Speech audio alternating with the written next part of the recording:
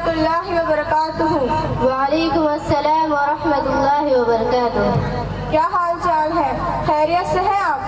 الحمدللہ، اللہ کا کرم ہے، میں خیریت سے ہوں۔ اور آپ کے کیا حال چال ہے؟ آپ بھی تو کچھ بتائیے۔ خدا کے فضل اور آپ کی دعاؤں سے میں بھی بخیر ہوں۔ آج کل کیا مشغلہ ہے؟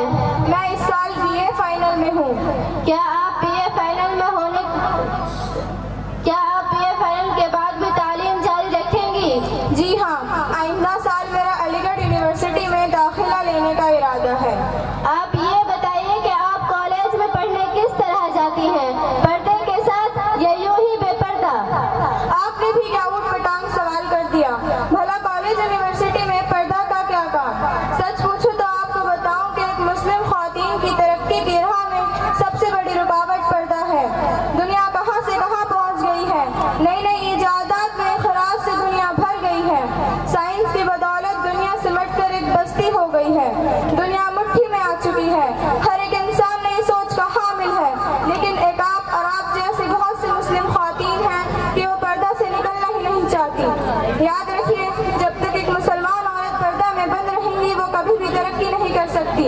پردہ نہ صرف خواتین کی ترقی میں آڑ ہے بلکہ پوری قوم کے افساد کا بھی وہی سبب ہے۔ دنیا کی ترقی یافتہ قوموں کو دیکھیے، وہ ہر میدان میں اپنے مردوں کے شانہ بے شانہ ہو کر کام کر رہی ہیں، اور میں سمجھتی ہوں کہ یہی ان کی ترقی کا راز ہے۔ افسوس ہے کہ آپ مسلمان ہو کر ایسی سوچ کی حامل ہیں۔ مجھے تو آپ کے ایمان کے بارے میں شک ہے، مناسب ہوگا کہ آپ اپنی ایمان کی تصدیق کر لیں۔ عجیب بات ہے، میں نے ایسی کیا بات کہہ دی کہ آپ کو میرے ایمان میں شک ہو رہا ہے؟ میں سچی مسلمان ہوں، اللہ اور اس کے رسول پر ایمان رکھتی ہوں۔ میں ہر طرح سے اس بات پر فخر کرتی ہوں کہ اللہ نے مجھے مسلمانوں میں پیدا کیا ہے۔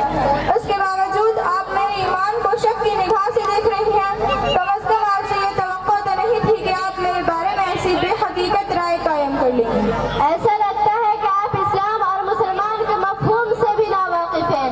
اسلام صرف اتنا ہی نہیں ہے کہ اللہ اور رسول پر ایمان لے آؤ اور اپنا نام مسلمان رکھ لو اور بس۔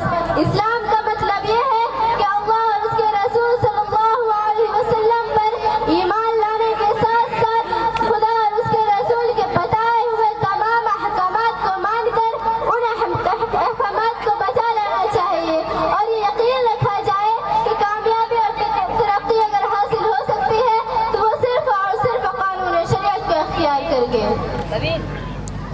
کل انسان کے 100% فلاح اسی راہ پر چلنے میں ہے جس راہ کی نشانت ہی خدا اور اس کے رسول نے کر دی ہے۔ لہذا قرآن کریم اور حدیث نبوی میں جو حکم انسانوں اور مسلمانوں کی رہنمائی کے لیے بتا دیا گیا ہے، اسی حکم کے ماننے اور اس کے مطابق عمل کرنے میں کامیابی ہے، اور اس کے خلاف کرنے میں کبھی کامیابی اور فلاح حاصل نہیں ہو سکتی۔ آپ کو معلوم ہونا چاہیے کہ شریعت اسلامی نے عورتوں کے لیے پردہ فرض کیا ہے۔ پردہ کا حکم اللہ نے دیا ہے، یہ کسی مولوی اور ملا کی ایجاد نہیں بلکہ خالق کائنات کا نازل کردہ حکم ہے۔ اس لیے پردہ کا انکار نسل قطعی کا انکار ہے۔ قرآن کریم میں بیان کردہ ایک صریح حکم کا انکار ہے۔ قرآن کے کسی حکم کا انکار کفر ہے۔ قرآن کریم کی کس آیت میں پردہ کا حکم ہے؟ سورہ احزاب کی آیت نمبر 33 میں ارشاد خداوندی ہے، وَقَرْنَ فِي بُيُوتِكُنَّ وَلَا تَبَرُّجْنَ الْجَاهِلِيَّةِ الْأُولَىٰ، اور تم اپنے گھروں میں قرار سے رہو اور قدیم زمانہ جاہلیت کے موافق نہ پھرو۔ شیخ الاسلام مولانا شبیر احمد عثمانی اس آیت کے ذیل میں لکھتے ہیں، اسلام سے پہلے زمانہ جاہلیت میں عورتیں بے پردہ پھرتی اور اپنے بدن اور لباس کی زبائش کا علانیہ مظاہرہ کرتی تھی۔ اس بد اخلاقی اور بے حیائی کی روش کو مقدس اسلام کب برداشت کر سکتا ہے؟ انہوں نے عورتوں کو حکم دیا کہ اپنے گھروں میں ٹھہر